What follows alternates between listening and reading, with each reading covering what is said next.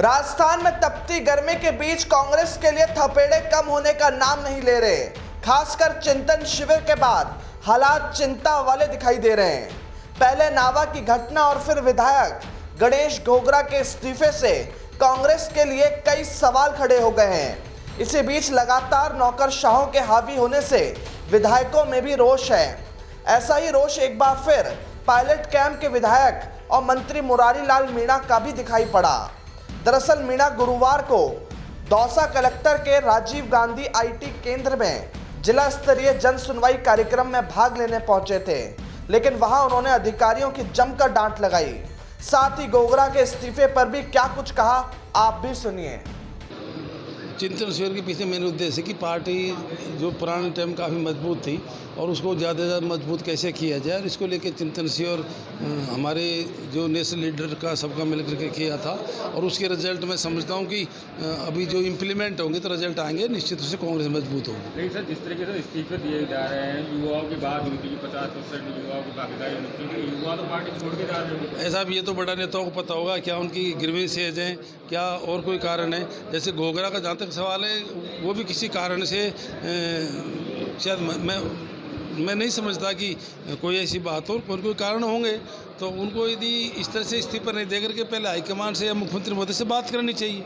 मतलब दोनों सही है, क्योंकि जैसे जनता के लिए उन्होंने देखो, कानून तो सबसे ऊपर है, कानून सबसे ऊपर है। मैं समझता हूँ कि पहली बात तो हमारे ऊपर लेकिन हमको कानून का उल्लंघन नहीं करना चाहिए और मर्यादा में रह के काम करें तो ज़्यादा ठीक रहता है। और कोई बात है तो हाईकमान की जानकारी में लाना चाहिए, नौ में लानी चाहिए, और फिर कोई बात है तो अपने हिसाब से उसको विचार करना सर, चाहिए। उन्होंने जब इस्तीफा दिया तो उन्होंने साफ लिखा है कि आलाकमान सुनता नहीं है, मोबाइल सैंडविच में ही। देखो, वो उनका व्यक्तिगत मामला है, क्या कारण है क्या नहीं कारण है। उन्होंने मेरे हिसाब से ये कहा है कि आला कमान के ऊपर आरोप नहीं लगा करके वो क्षेत्रीय किसी नेता के ऊपर आरोप लगाया कि वो ज़्यादा डिस्टर्ब करता है। हार्दिक पटेल ने भी यही लिखा है कि आलाकमान सुनता नहीं है। अभी मैं तो कभी हाईकमान के ज़्यादा संपर्क में आया नहीं, इनके संपर्क में आया, इसलिए उन लोगों को ज़्यादा पता है हाईपैर सुनता है नहीं सुनता। मैं तो मेरे क्षेत्र की यहाँ की राजनीति करता हूँ। लेकिन सर, चिंतन शिविर में ये कहा गया, मैं तो चिंतन शिविर में नहीं गया, मैं तो अखबारों के माध्यम से पता लगा। मेरे को बहुत अच्छे अच्छे फैसले हैं, इम्प्लीमेंट हो कांग्रेस मजबूत होगी। लेकिन सर, पार्टी का युवा नेता जब पार्टी छोड़ता है तो लोग बिल्कुल, अच्छा कोई जनाधारा नेता पार्टी छोड़ के जाता है तो पार्टी को नुकसान होता है। मैं समझता हूँ कि उनकी भावनाओं की हमको कदर करनी चाहिए। बाकी वास्तविकता क्या है मेरे को पता नहीं। एक दोषी के बेटे के खिलाफ मुकदमा दर्ज है। और देखो, कानून चाहे मंत्री हो, चाहे कोई संतरी हो, चाहे उनके परिवार वाले हो, चाहे कोई और हो, जो कानून के दायरे में आएगा उनके खिलाफ तो कार्रवाई होनी चाहिए। और मैं समझता हूँ कि यही अच्छा है, कानून सबके लिए बराबर है, चाहे आम जनता हो चाहे कोई मंत्री हो। गलत काम करेंगे तो भुगतेंगे। राजस्थान में FIR नहीं हुई, क्या लगता है उनको दिल्ली में जाके FIR करानी पड़ी? ऐसा मेरे हिसाब से शायद राजस्थान में FIR की ऐसी कोई बात नहीं थी कि FIR नहीं हुई हो। यदि हो सकता है उन्हें कोई इंटेंशन ऐसा था कि उनके स्वयं के बहम था कि यहाँ FIR दर्ज नहीं कराए, दिल्ली में FIR दर्ज कराए। ये तो क्या कि आप मीडिया वाले हो और सब वाले हो, मैं समझ आपका सबका अपना अपने हिसाब से IQ है। वो तो सचिन पायलट भी हमारे जनाधार वाले नेता हैं। अपनी ग्रीवेंसेस को रखना, अपनी बातों को रखना का मतलब ये नहीं कि पार्टी से बगावत है। पायलट साहब खुद बोले, चिंतन शिविर में रहे हैं, उन्होंने अपनी बातें रखी हैं।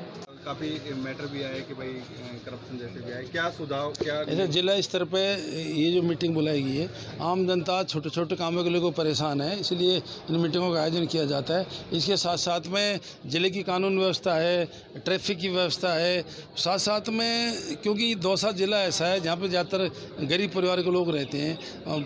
खेतों में पानी वानी सूख साख गया तो ट्रैक्टर वाले धंधा है, छोटे मोटे माइंस का काम, ये माइंस वाइंस करते रहते हैं, यहाँ से ट्रैफिक भी खूब गुजरता है। तो साथ साथ हमने इनको ये भी हिदायत दी है भाई कम से कम अपने मनों पर कंट्रोल रखो। और ये बेचारे ट्रैक्टर वाले हैं और डंफरों वाले हैं जो अपना धंधा करते हैं, इन पर रिपीट दे के चलो। ट्रैफिक वाले ट्रैफिक व्यवस्था को थोड़ा दुरुस्त करो।